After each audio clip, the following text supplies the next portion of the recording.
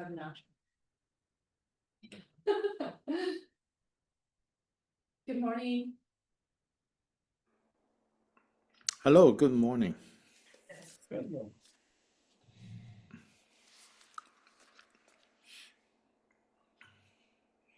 So, where are we? We are on the very last section of chapter 7 on diligence. Say that again? We are on chapter 7, diligence, on the Yes. very part, starting verse 63. Verse 63. Let's see.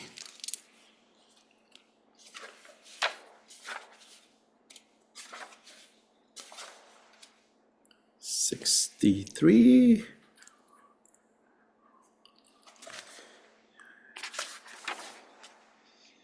Yeah, so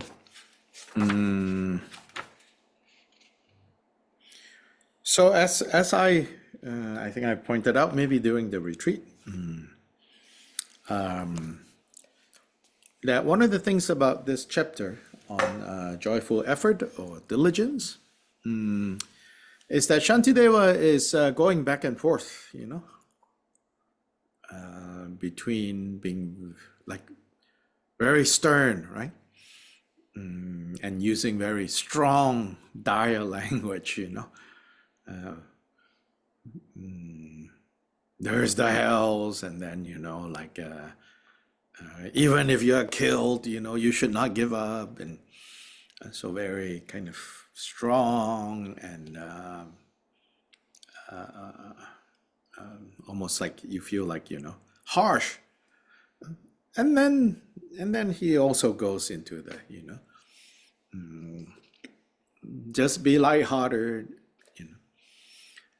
And I think this is just how we need to look at texts.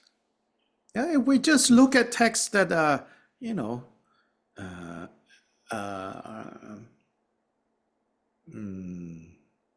are completely, fit into the way we think how things should be. And then what are we actually doing? Isn't this like the problem that we're seeing? Everyone going for things that they at some point decided, yeah, this is how things should be. And then, right, the technology has been created to give us more of what we want, whether it's good for us or not. And so now we are in all these different silos in terms of what we think is going on. So the power of such texts, the power of like the Bible and the Quran, I believe, like all of them, there are things that they say in there that makes us, feel like we are connected, that very easily without even trying, we feel, oh, I'm connected to that. Oh, that speaks to me. But I think powerful text should not only do that, it should also kind of shake us. Now, I'm not saying that, when it shakes us, I'm not even suggesting that we have to treat these texts like they are perfect. Like that when they shake us, there must be a good reason. Maybe some of these texts, when they shake us, it's something that, in the end, you're like, no, I don't accept that, and it's fine. Yeah, I'm not insisting that you somehow figure out, and like this text will just speak to you. Even if initially it doesn't, then eventually you force yourself into accepting it. I'm not suggesting that. Now maybe that you kind of come around to it that way, and it really gives you a very rich understanding of things, of yourself. Great. But what I am saying is like, we should watch, our habit of wanting. Whether it's books, whether it's other people, whether it's our situation, one thing and expecting that everything will just go smoothly as we want it, as we wish it. And the minute it doesn't, we're like, oh, I don't like this. This must be wrong. Well, maybe not. And likewise, even the things that you think, I like, oh, this must be right, be able to kind of put some space in between. Not, like, we know the last thing we need is to sow paranoia. Not saying that either, just that we should not so quickly. And this is at the root of what we're talking about. We should not so quickly with anything, everything. We decide, oh, this is me, this is mine, this is not me, this is not mine. All of this, can we see that? The things we like, the things we don't like. What people say, what people don't say, what people want to say, what people don't want to say. Immediately we take it as, oh, this is mine. Either mine to love or mine to hate.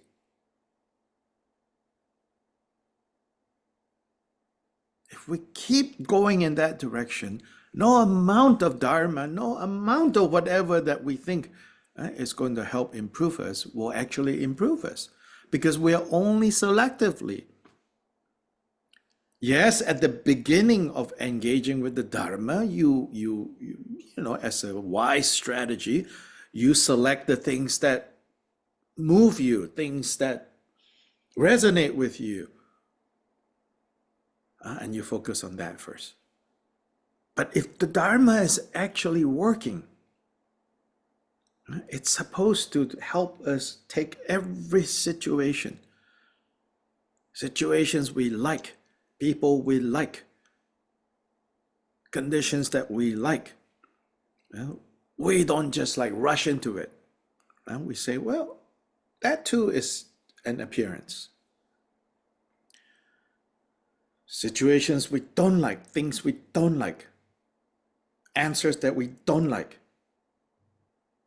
We don't immediately, we own it. First thing we do is we own it. And then after we own it, then because we own something painful, then we are discontent. We go look for blame. You forced me to own it. You left it outside of my door, so now I need to take it into my house. Yeah, maybe somebody left it outside your door, but who brought it into the house, so to say? We did. Can we see that? Can we see that we did it? And of course, you could spend a lot of time saying, well, it's not fair that you left it outside of my door. I would rather that you not leave it outside of my door. Now, if you cannot even control yourself by not taking it into your house, you think you're going to have much success trying to control other people? Not to leave their trash outside your door?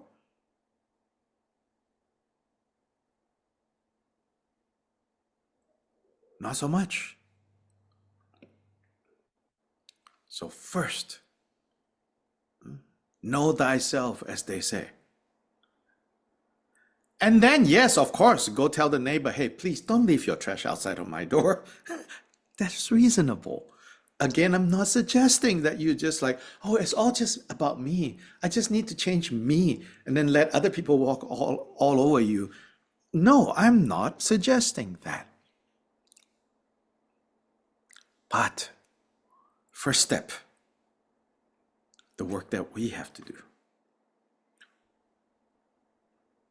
So in this chapter on diligence, there will be more under meditative concentration, things that just, very stark under that chapter. It will talk about the thing that we are most invested in, which is this body. Yes, I can say, like kind of they say, what trigger alert? I guess that's what some trigger alert, like under this chapter on meditative concentration, yeah, it will have language that some of us today would say, this is like a, how do you say, body shame kind of language.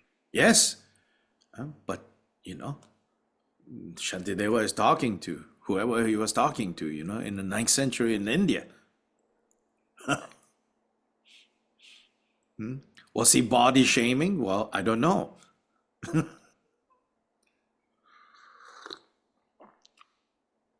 But how are we going to hear it? How are we going to listen to it?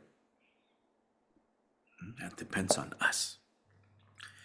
And to what degree, how much can we actually take? Well, take what we can digest now. Some maybe we can digest later. Some maybe we will never digest. Leave it alone.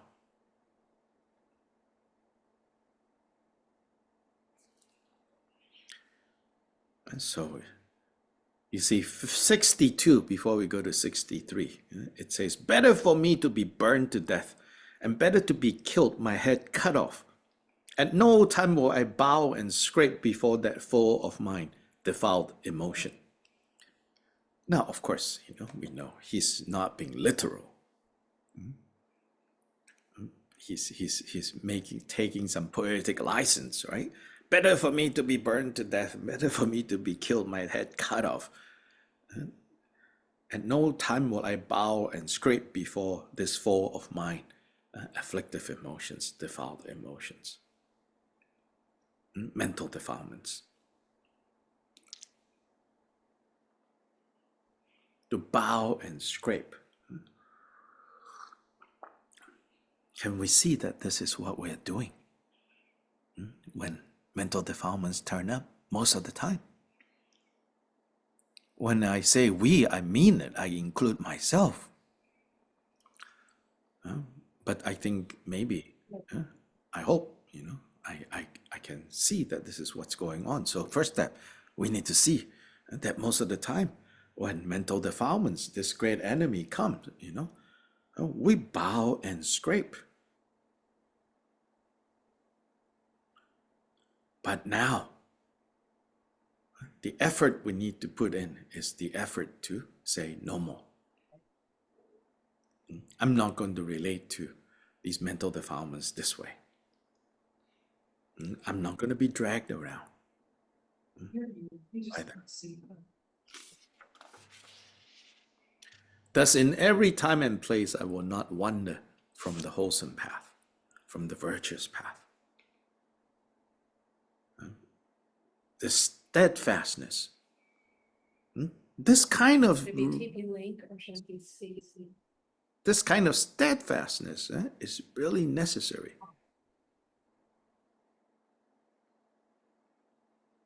Otherwise, no matter how much of Dharma we seem to be doing, involved in, every time when we need Dharma the most, we are not able to benefit from Dharma. And then Dharma becomes like, just some kind of social club, some kind of identity, some kind of context.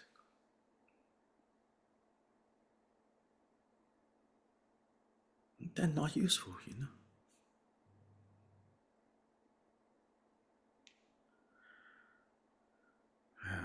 Are we okay at EBS?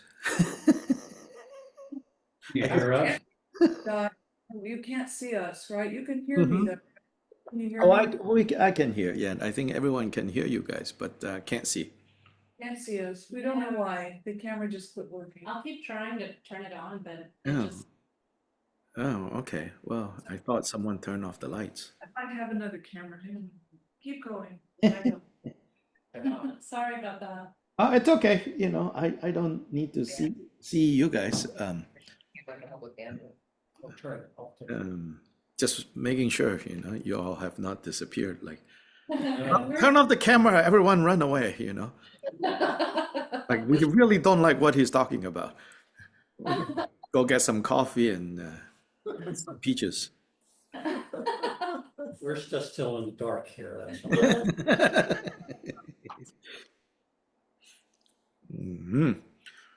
And so then 63, yeah. Like those who take great pleasure in their games, whatever task bodhisattvas do, let them devote themselves without reserve, with joyfulness that never knows satiety. Oh, now he's back into the joyful mode, right? It's like, oh, you should really apply the Dharma with the same kind of enthusiasm, the same kind of like, I can't put this down, that surrounds the way we play the games that we love playing. But I think, if we're honest about it, we don't necessarily feel that way, When it's time to go to EBS, when it's time to come on Zoom, it's more like, yeah. So how to take great pleasure in Dharma practice? Yes, I know, and you're probably saying there, well, not getting yelled at helps. Yes, I suppose, but it's always a balance, right? Sometimes we need to get yelled at. Some wake-up calls, right? Of course, too much of that also, is hard to handle. Well, that's just reality, right? But with joyfulness that never knows satiety, you cannot get satiated. When was the last time, like you're reading some Dharma book or listening to some Dharma and you're like, I don't want to go to sleep and it's 1 a.m. now it's 1:30, now it's 2 a.m., You're like, never have those experiences.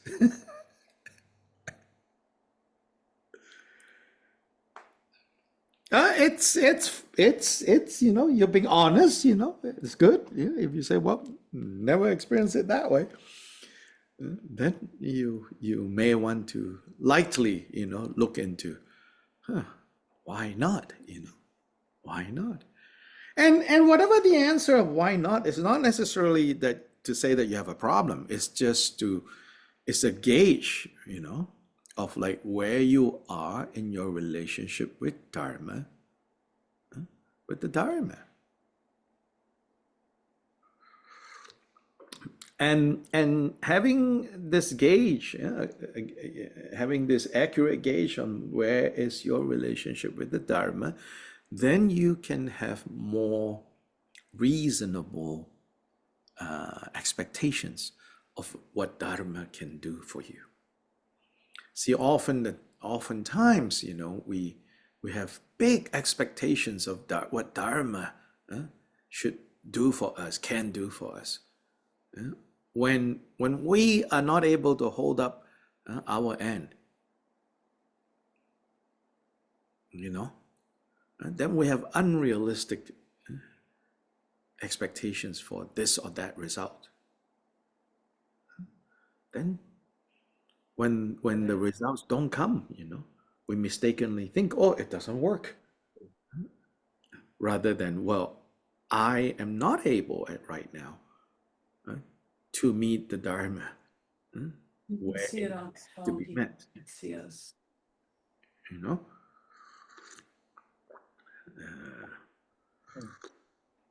So that will, kind of derail our experience, our process rather. Watch against that. And again, like 63, if you don't feel this way, that doesn't mean, oh, something's wrong with you. I'm not saying that. It's just a good way to gauge, oh, well, I'm not that excited about it. I have other things that I'm occupied with. Well, that's fine. A little bit of Dharma is better than no Dharma. A little bit more of Dharma is a little bit better than what was before. People labor hard to gain contentment, though success is very far from sure. But how can they be happy if they do not do those deeds that are the source of joy to them? yeah, if you cannot, create the causes, then the results will not come. Look at the way, especially athletes, look at the way they dedicate their whole lives into being like professional athletes. So are we professional Dharma practitioners? Well, it's nothing to do with whether you're monk or not, a nun or not, retreating or not. Either we arrange things so that the three jewels are at the center and we orientate our lives towards the three jewels as a reference point, or we fit the three jewels into our lives. Well, the results will unfold accordingly. That's all. Again, not saying, oh, that's not good. You should really do it this way or that way. No. No need. Don't let anyone tell you, oh, you don't have your priorities right. You need to be clear yourself. Are the three jewels being arranged so that they fit into my life? Or am I slow and steady, putting the three jewels at the center so that my life has the right orientation?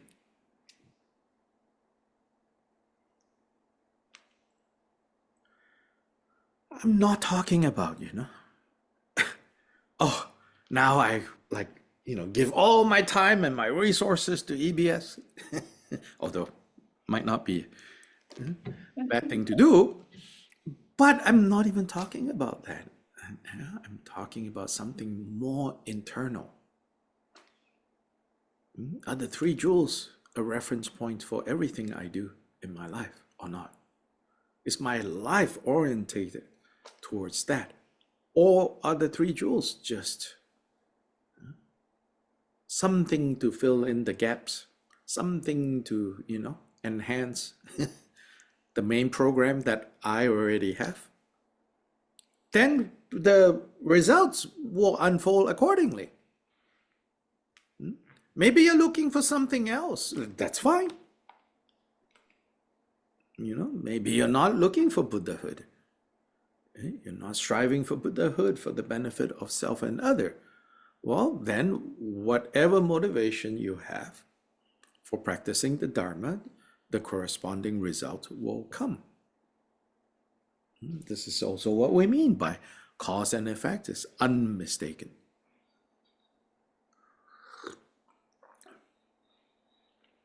And since they never have enough of pleasure, honey on the razor's edge, how could they have enough of merit, fruits of which are happiness and peace? So with pleasure, recognize that this is honey on the razor's edge. You will get cut any moment once you are a little bit carried away by how sweet the honey is and forget that you're licking it off a blade. Ooh, right?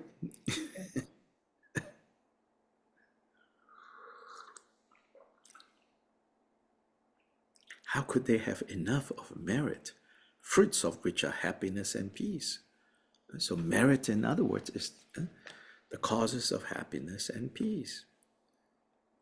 Happiness here refers to the short-term happiness that arises from as a result of the fruition of virtue, and not necessarily, the happiness that in our confused state that we call happiness. I'm going to go get wasted now.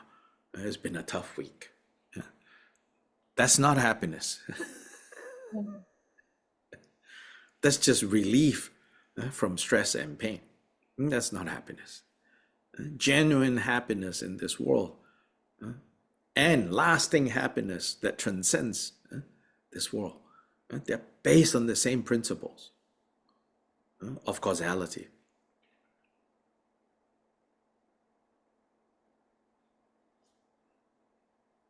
then the so-called happiness that in our quest for the genuine happiness, we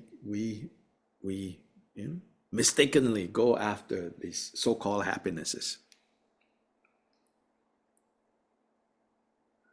But they are not based on virtue. And if they're not based on virtue, that means they're tainted by the three poisons. If they're tainted by the three poisons, even genuine short-term happiness is not possible.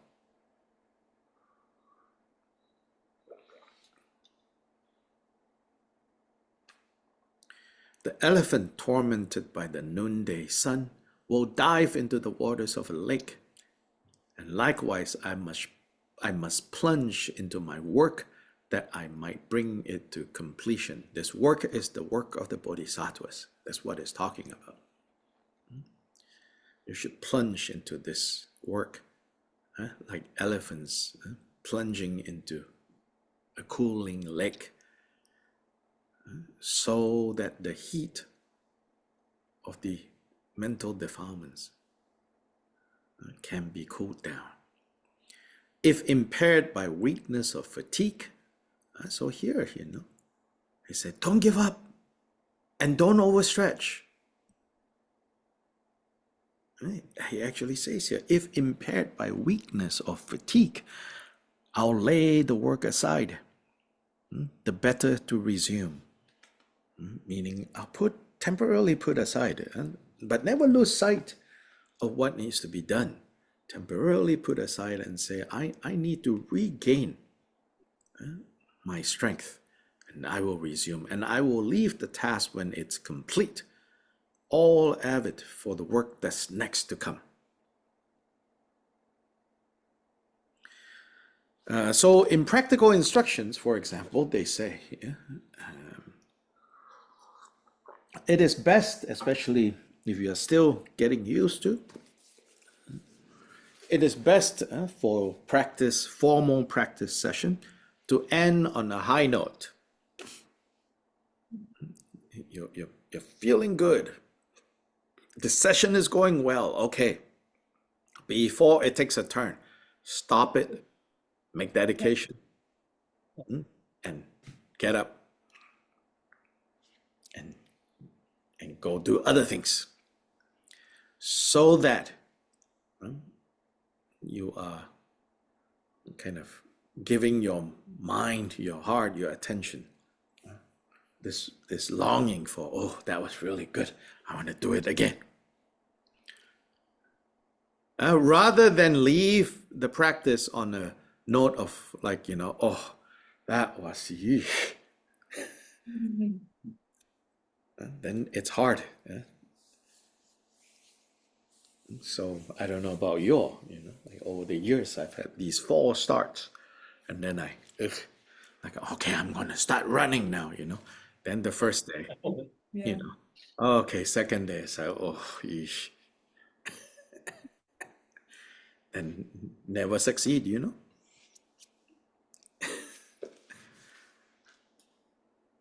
because the image is what,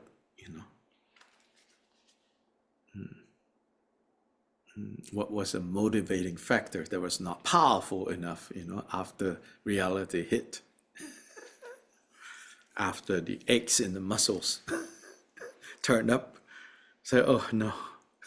So little bit build up strength.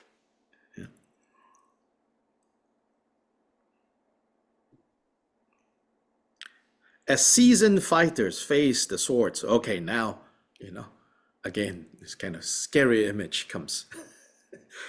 Seasoned fighters face the swords of enemies upon the battle line. How likely, see, now it's like, Kung Fu style, right?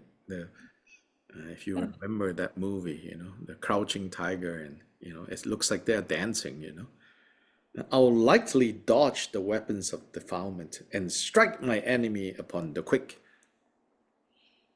They're like flying through the air, moving through the world like wind and water.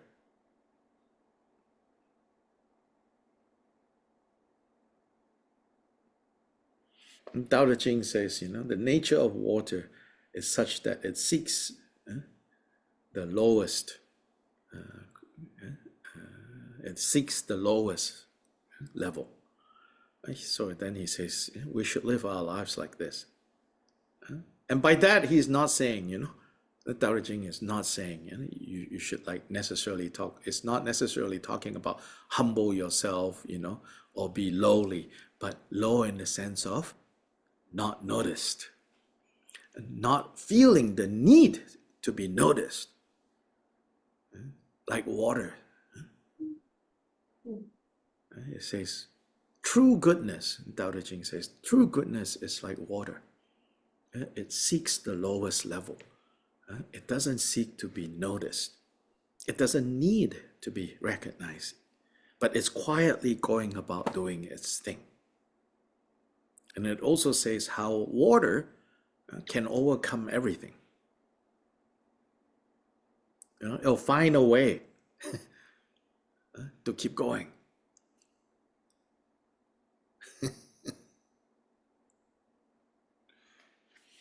So in that same way,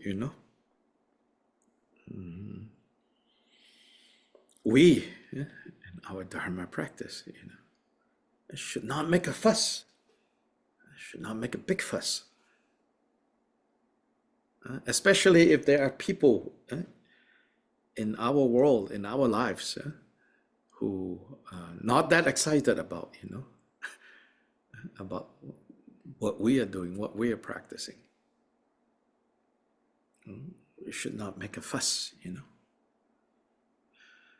And then, of course, we don't want to make a fuss among even our Dharma friends and family. So goodness like water flows to places that people will not go.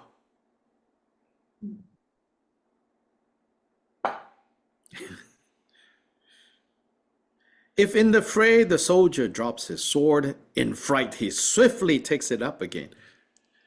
Really, this chapter, Shantideva is going back and forth between the urgency at hand. You're in a battle, you might get struck down, you might get slashed, but lightly. Take a nap,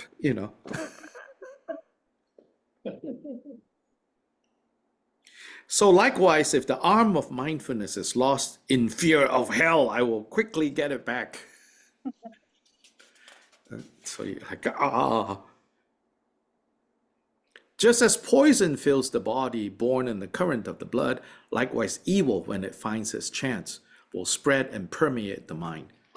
Watch out for those weak areas where evil, meaning mental defilements, will seep in. And like poison coursing through your body through blood, which is what you need, right? The irony of like, that's what you need to be alive. But once there is a weakness there for an opening to come in, that which you need to stay alive is also that which is the path to kill you. So likewise here, that's how mental defilements work.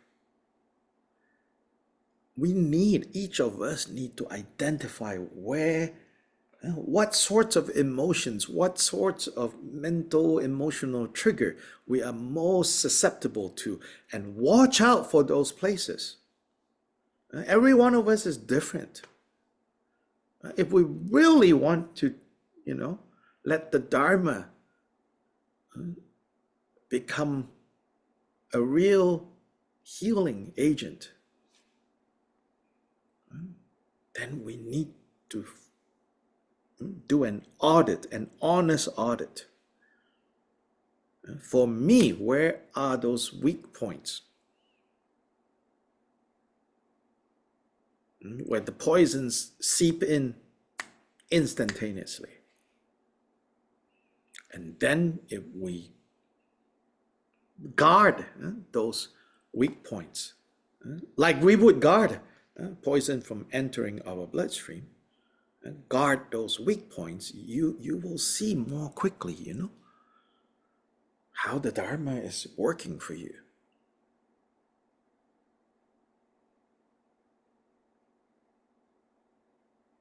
Just identify. And don't try to list them all out. If you can quickly identify one area, then say, this next month, that's the area I'm going to focus on. Then you can learn more about that particular area, that particular emotional trigger. And learn like under what circumstance the opening occurs. Under what conditions it's most likely that the poison spreads. So become careful about that. Just one point, one area. And once you succeed in protecting that, then you gain confidence. Oh, this can be done. It's not as overwhelming as I have believe it to be. I just need the right strategy. And the Buddha gave us these strategies. We have to apply.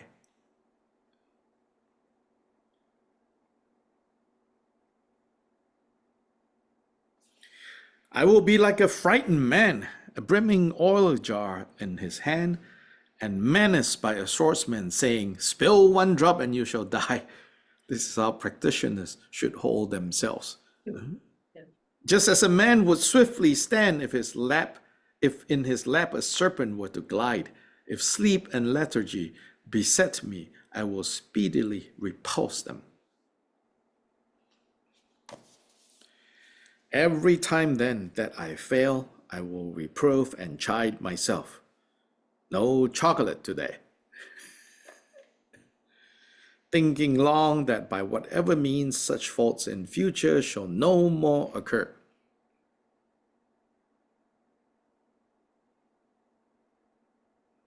At all times and in any situation, how can I make mindfulness my constant habit? So all of these leads up to this point, which is like losing mindfulness. So this mindfulness is not talking about the, mindfulness for stress reduction. It's not talking about a specific set of meditation, learning how to eat your raisin and tasting it. And it's not talking about that. And this mindfulness is simply don't forget. Don't forget what? Well, don't forget, where does suffering come from?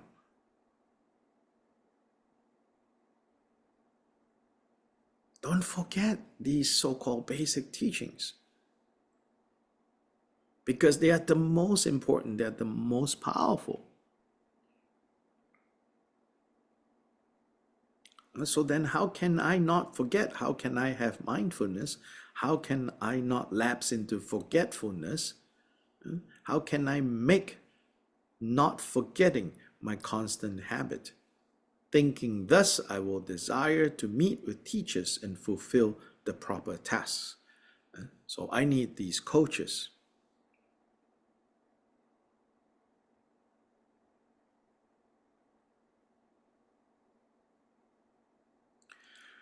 Most of us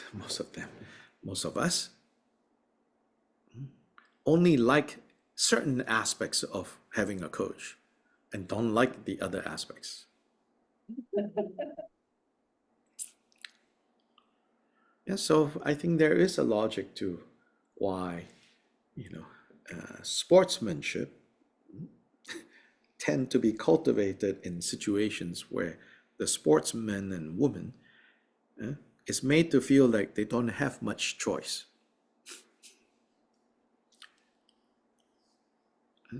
So like, their scholarship or whatever is tied to that. So,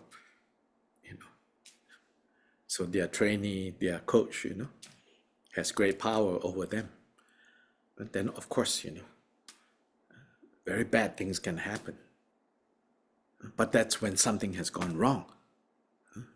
But the greatest athletes also come from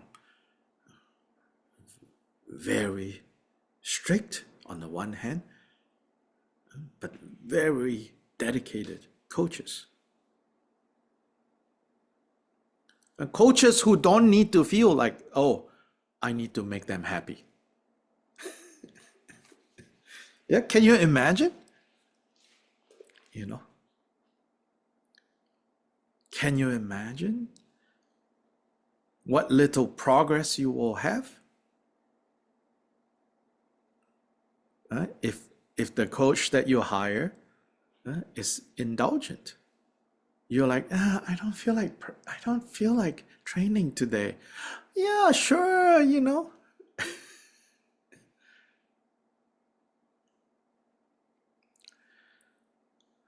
But the truth is, I think most of the connections we have with our Dharma coaches are based on that level. I can tell you that. Yeah.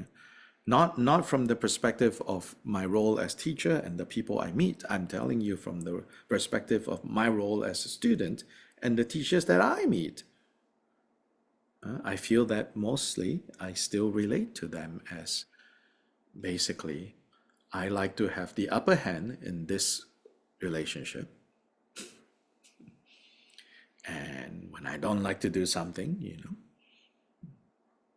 I don't like to hear something, you know, it's like, okay, bye-bye, I need to go now. Again, I'm not saying you have to now throw away all your autonomy and throw yourself into the situation, the relationship. No, all I'm saying is whatever causes we are able to create, the corresponding results is what's going to arise. There can be no results without the proper causes. That's all. So be realistic. What kinds of results can come now? Based on what kind of causes we're willing to create.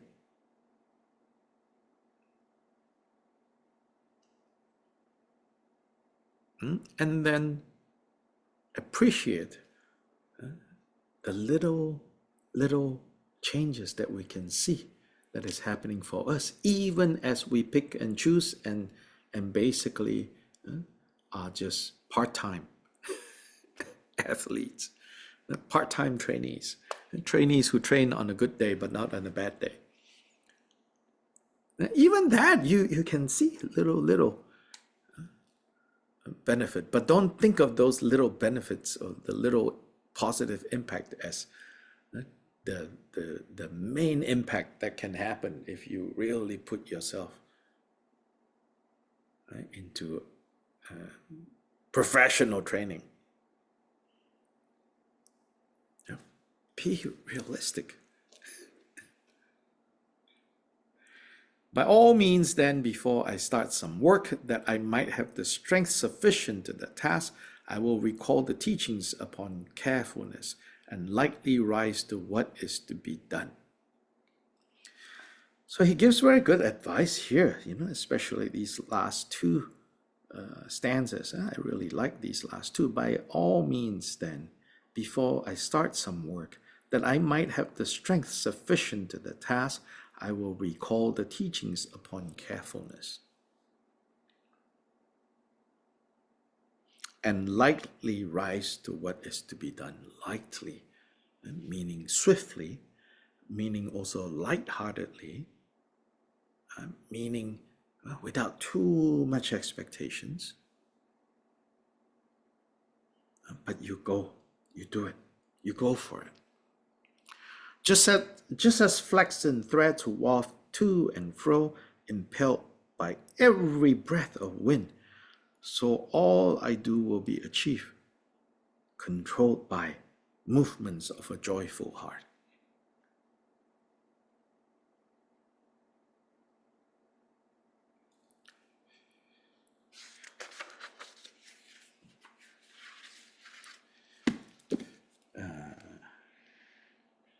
we, as a culture, I think, whether we actively do it or in the background we entertain it as a value, as a virtue, is that as a culture, I feel that I think we are very hard on ourselves. And then when we're very hard on ourselves, we are also very hard on others. We cannot forgive ourselves, then we have a hard time forgiving others. We can't be generous with ourselves, we cannot be generous with others. We take exception to what people say, what people do, what people don't say, don't do. Because mainly it starts off with we take exception with, you know, and because it's hard when it's directed at yourself, then most of the time it's done in a kind of hide and seek way, you know. Because deep down, it's unnatural to be hard on yourself. And so then when you do that, and which we all do, we do it by blindfolding ourselves first. Metaphorically speaking. As in we do it and try not to see that we're doing it, try not to remember that we're doing it because it's so unnatural. But then somehow we are stuck in this this almost seeming like addiction to be hard on ourselves. So we don't ever see it clearly. So then it's particularly hard to undo.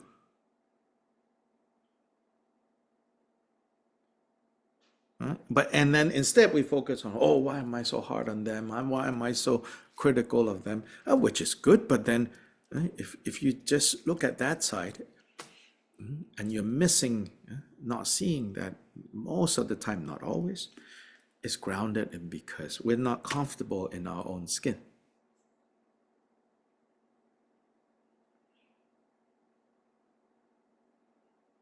It's funny because I think culturally, you know, in Asia, the public demeanor, the outside demeanor is to appear to be humble, to appear to be not stick out.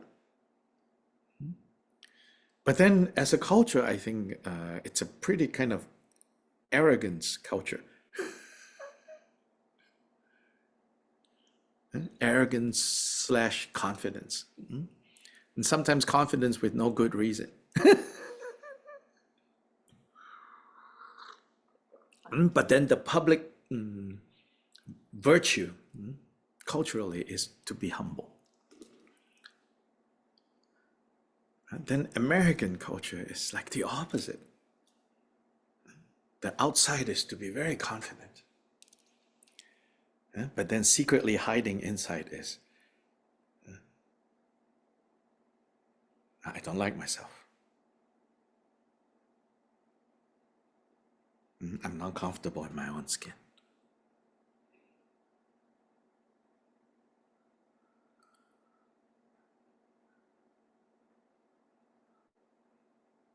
Then, in all our dealings with others, overtly and usually not so overtly, we are waiting for someone to fix that problem for us,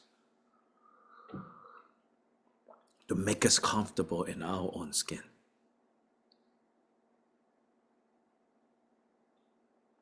Oh, nobody can do that for us, you know, unfortunately.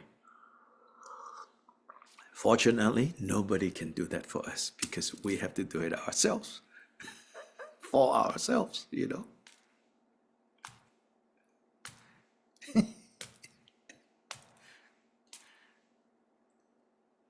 Yeah, the art of not giving a bleep. I don't know, I've never read the book, I only saw the cover. Even that, not an actual physical cover.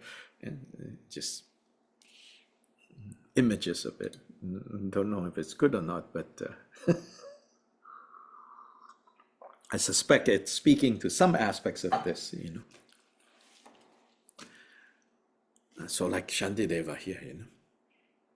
Why can he say such like kind of heavy words about, you know, you are worthless, you know, you are this, because I think he's really speaking to a culture where somehow inside, you know, people are arrogant.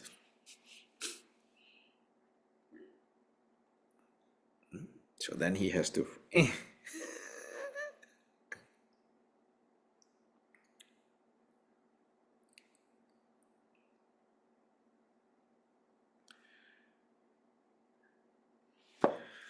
So with this, we finish chapter 7. And then Shantideva in chapter 8, kind of to give you a overview. There are basically two things going on here, I would say. One is how to overcome distractions. And what are the distractions? So he will identify what are the distractions and how to overcome distractions. And what's the problem with distractions? Distractions take us away from samadhi, meditative concentration. And although in the Buddhist tradition, there are many different types of meditative concentration, because it's not just the ability to stay focused and concentrated, but to concentrate on what? Then mainly for Shantideva is to concentrate, so to say, or to focus on, not to waver from bodhicitta. That you will see in chapter 8, It's about not wavering from bodhicitta. So the content of this meditative concentration, this samadhi, is the samadhi of bodhicitta. Then, in the quest to stabilize, to steady our heart in bodhicitta, we need to overcome distractions. And that distraction is self-grasping. And that self-grasping begins with this body. The way we identify with this body. We're not even talking about necessarily, like this body as in like, oh, it's beautiful, it's not, it's this, it's that. We're not even yet talking about that, but just how automatic, that because we have a body and we don't understand this body, we let it like be the kind of the main rallying point for the building of confusion. And because of that, Shantideva is going to spend a lot of chapter 8, I think it's the longest chapter, helping us to see from all different angles and directions, how tethered we are to this body in an unskillful way. Buddha also has a lot of teachings, actually, on how to relate and work with body in a way that is skillful. So his instructions, for example, for the mindfulness of breath in 16 stages, it's based on the basic understanding of there is a way that the body can be, can exist, that is natural and conducive to the experience of happiness, of well-being. And then he teaches us how to use breath to help us get to that place more and more. And as the body becomes less and less inflamed, triggered,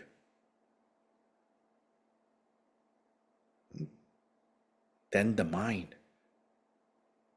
can more happily stay with body rather than running around looking for a different apartment.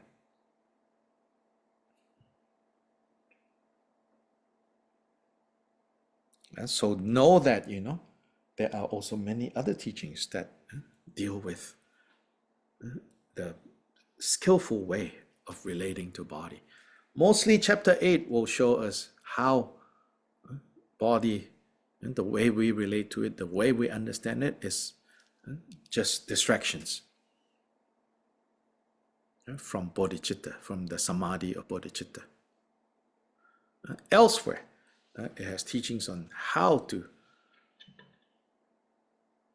and techniques and practices that have a more detailed, more technical understanding of body. So after all, this physical body is the result of an energetic body, the flow of energy, or the lack of flowing. And that is based on the mental emotional body. So in Vajrayana, you call it the outer, inner, and secret levels. And the outer level is the physical level. The inner level is the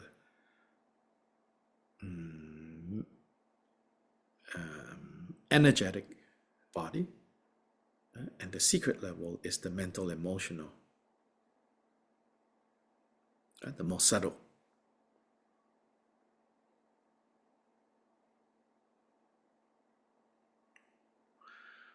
So today I'm going to go now, but you'll stay. You'll have another half an hour. You can discuss. That's the advantage of having a meeting group together. Next few Sundays, I'll be on the road and doing programs. 2 weekends. Day-long programs in Mexico, and then the third weekend is also day-long program in Peru, and then I'll be back in North Carolina, and mostly back in North Carolina until end of January. I go to Malaysia, and hoping in end of February to take a group to visit Bhutan on pilgrimage. I will. When I have information about the Bhutan pilgrimage, I'll share in case anybody is interested. So yeah, tata everybody. Thank you, Yeah, Dr. Lye. Yeah. sure. Bye bye. Bye. Thank you. Yes. Bye.